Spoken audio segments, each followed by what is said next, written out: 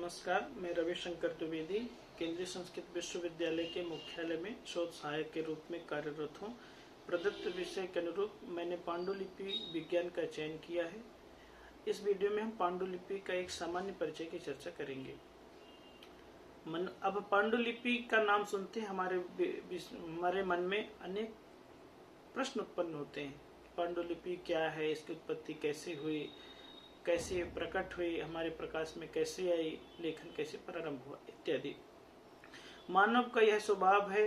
मानव एक चिंतनशील प्राणी है, अर्थात उसमें ज्ञान उपलब्ध है और वह ज्ञान अपनी ज्ञान परंपरा को उत्तरोत्तर स्थायी एवं चिरस्थायी करने के लिए इसको लिपिबद्ध करता रहा, जो कि गुहालेख, शिलालेख, भित्ति, ताम्रपत्र इत्यादि रूपों में हमें प्राप्त होते हैं। मानव ने प्रारंभ में ही अपने भावाभिव्यक्ति के लिए विभिन्न प्राकृतिक रंग एवं चिन्हों का प्रयोग किया था, जिसके साक्ष्य में जोगीमारा एवं भीम बेटिका की गुफाओं में प्राप्त होते हैं। उत्तरोत्तर मानव ने अभिलेखों तथा विभिन्न लिप्यासनों को आधार बना करके लिपि का आविष्कार किया एवं उन लिपि को उस लिपि को ही आधार बना करके विभिन्न पांडुलिपियों का निर्माण हुआ।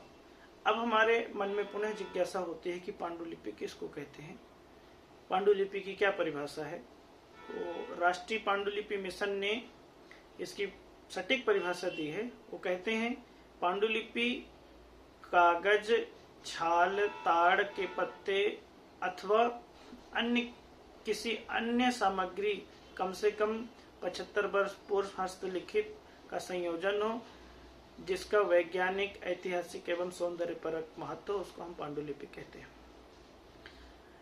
पांडुलिपि की शास्त्रीय परिभाषा क्या है। मुख्यतः पांडुलिपि शब्द संस्कृत के दो शब्दों से मिलकर बना है, पांडु और लिपि। यह शब्द मुख्यतः मैन्युस्क्रिप्ट शब्द का ही भाषांतरण है, जो कि पूर्ण रूप से मैन्युस्क्रिप्ट के अर्थ को द्योतित नहीं करता है। मैन्युस्क्रिप्ट यह लैटिन शब्द है। मैन्यु अर्थात हाथ, स्क्रिप्ट अर्थात लिखना, अर्थात हाथ से लिखना मैन्युस्क्रिप्ट शब्द का अर्थ होता है। संस्कृत में जब हम पांडुलिपि शब्द का व्युत्पत्ति करते हैं तो इसका अर्थ इस प्रकार फलित होता है, पांडुना वर्णेन लिखता, अर्थात श्वेत और पीत वर्ण के मिश्रण से उत्पन्न कुंडेंदु धवल वर्ण से लिखित सामग्री को हम पांडुलिपि कह सकते हैं। जो कि इसकी यहाँ विशिष्टता यह है कि इसके देवता गणेश और अधिष्ठात्री सरस्वती की कुंडेंदु धवल वर्ण में विशिष्टता दिखलाई देती है।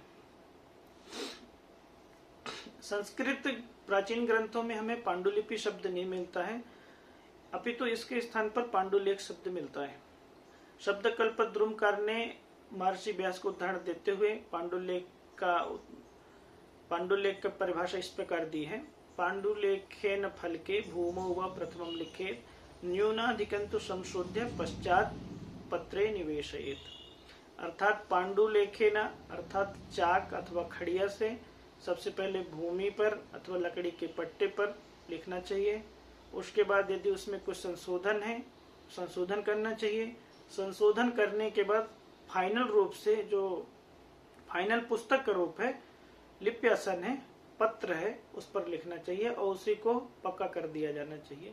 यह लक्षण हमें शब्दकल्पद्रुम रूप में प्राप्त होता है। अब पुनः जिज्ञासा होती है कि पांडुलिपि को विज्ञान क्यों कहते हैं, क्योंकि विज्ञान में एक नियम बनाया जाता है, उसी नियम पर उनकी प्रक्रिया सारी शुरू होती है। तो क्या पांडुलिपि के संदर्भ में भी ऐसी कोई प्रक्रिया है जो नियमबद्ध हो। इस विषय को जानने के लिए पांडुलिपि में भी कुछ नियम बनाए गए हैं और इसका आकार बहुत विस्तृत है क्योंकि पांडुलिपिगत सामान्य नियमों को पांडुलिपि विज्ञान विश्लेषित करता है और प्रत्येक अंग पर वैज्ञानिक दृष्टि से कार्य कारण परंपरा में बांधकर सजोकर उन पर विचार करता है और इसके आधार पर यह निष्कर्ष प्रस्तुत करता है कि तत्संबंधी विभिन्न प्रश्न एवं समस्याओं का समाधान किया जा सकता है। पांडुलिपि विज्ञान से संबंधित 3 पक्ष हमारे सामने आते हैं। पहला पक्ष है लेखन पक्ष, जिसमें लेखक के गुण दोषों की चर्चा होती है। दूसरा पक्ष है पांडुलिपि का प्रस्तुतिकरण, जिसमें सभी प्रकार की पांडुलिपियों की परिगणना की जाती है, जैसे भोजपत्र, ताम्रपत्र, चर्मपत्र, कागज, कपड़ा इत्यादि। तीसरा है संप्रेषण पक्ष, जिसमें पाठक की चर्चा की जाती है।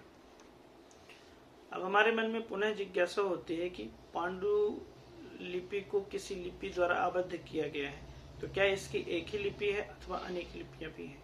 संस्कृत पांडुलिपियां मुख्यतः नागरी लिपि में प्राप्त होती हैं। नागरी लिपि जो उत्तर भारत तथा दक्षिण भारत दोनों में प्रसिद्ध थी।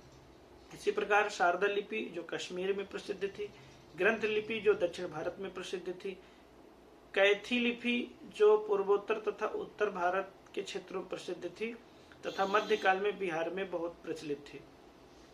सिद्धम लिपि जो चीन तथा जापान में प्रसिद्ध थी, मोड़ी लिपि जो महाराष्ट्र में प्रसिद्ध थी, तिरहुत लिपि जो मिथिला बिहार में प्रसिद्ध थी, इत्यादि लिपियां संस्कृत की प्रमुख लिपियां हैं जिन पर हमें पांडुलिपियां प्राप्त होती हैं। इसके अलावा और भी बहुत सारी लिपियां हैं।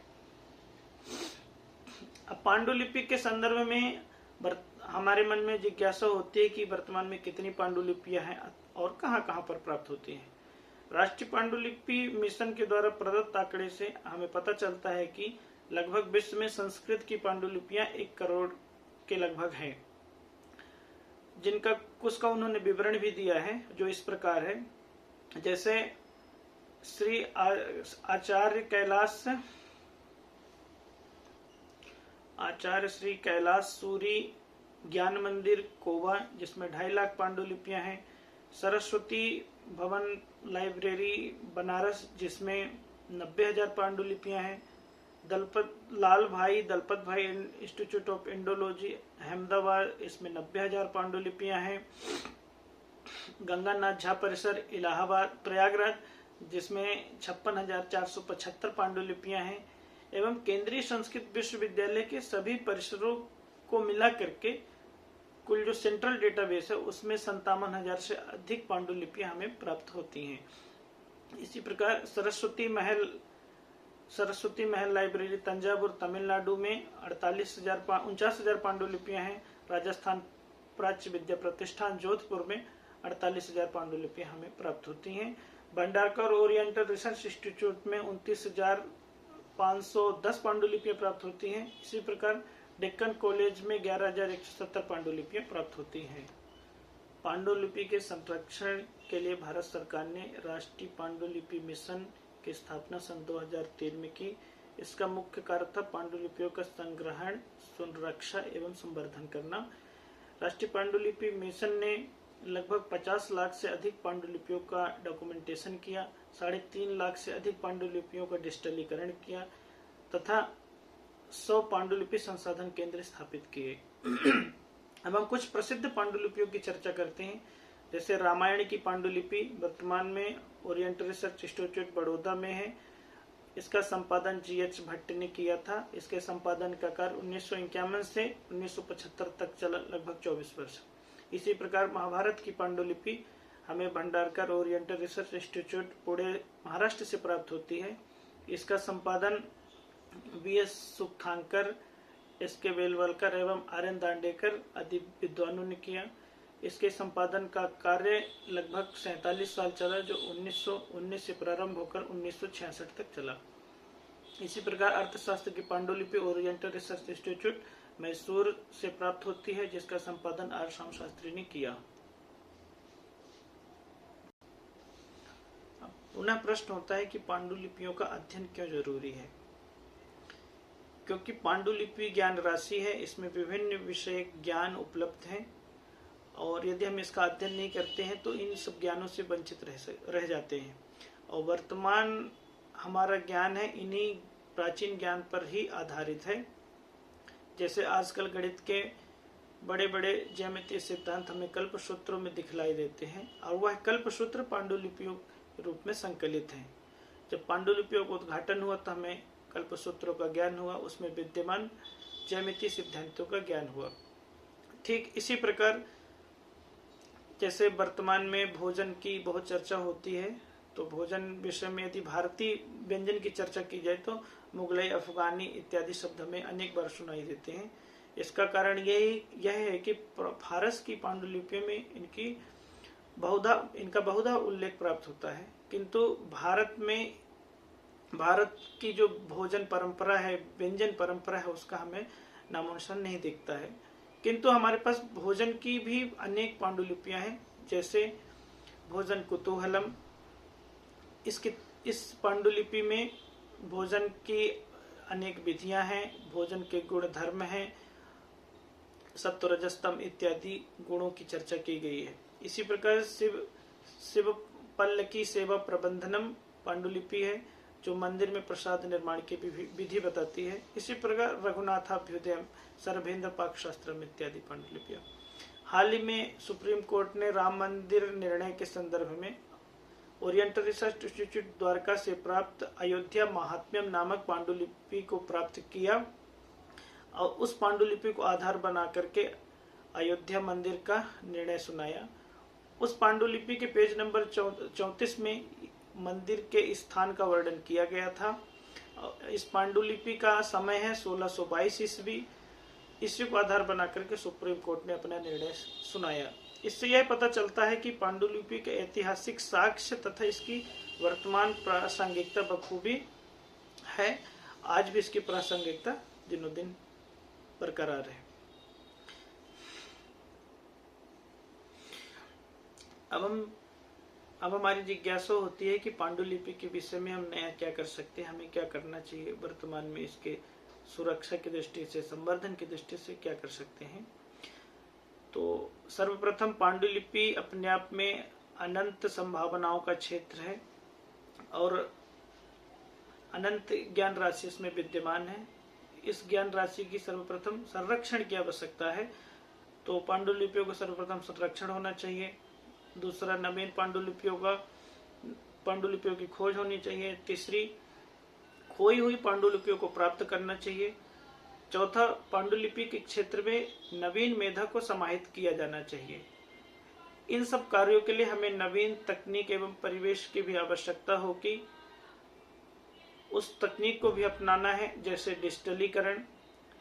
डिजिटाइज्ड की हुई पांडुलिपियों को नॉन फंजिबल टोकन्स अर्थात NFTs के माध्यम से सुरक्षित करना। NFTs वह माध्यम है जो किसी पांडुलिपि को यूनिक आइडेंटिफिकेशन देता है, अर्थात विश्व में इस प्रकार की यह पांडुलिपि आपके पास ही है, किसी और के पास नहीं है। तीसरा, पांडुलिपियों का OCR करना, फोटोग्राफिक ट्रांसलेशन तकनीक का उपयोग करना, जिससे विभिन्न भाषाओं की पांडुलिपियों का अनुवाद किया जा सके।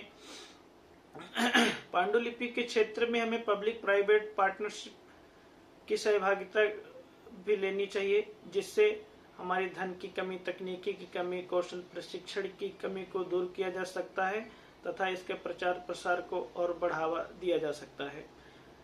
पब्लिक प्राइवेट पार्टनरशिप का हाल ही में एक उदाहरण है, जो ओरिएंटल रिसर्च इंस्टीट्यूट मैसूर तथा मिथिक्स सोसाइटी बेंगलोर के द्वारा हमें देखने को मिलता है। इन दोनों संस्थाओं ने मिलकर के 70,000 पांडुलिपियों को डिजिटलीकरण किया, जो आज हमारे पब्लिक प्राइवेट सेट का एक जीवंत उदाहरण है। इसी प्रकार सांस्कृतिक बाजारीकरण भी इनका किया जा सकता है, क्योंकि हमारे पास विभिन्न धर्मों और संप्रदायों की पांडुलिपियां हैं। इनके उद्घाटन से विभिन्न धर्म संप्रदाय अनुयायी अपने धर्म को जानने के इच्छुक होंगे और इस ज्ञान से लाभान्वित होंगे। पांडुलिपि का एक मार्केट भी तैयार किया और इसमें विद्यमान ज्ञान से विश्व को अवगत कराया जा सकता है। जैसे कि 13वीं शताब्दी में लिखित भद्रगणितम नामक पांडुलिपि हमें केरल राज्य में प्राप्त होती है। इस पुस्तक का वर्तमान में संपादन हो चुका है।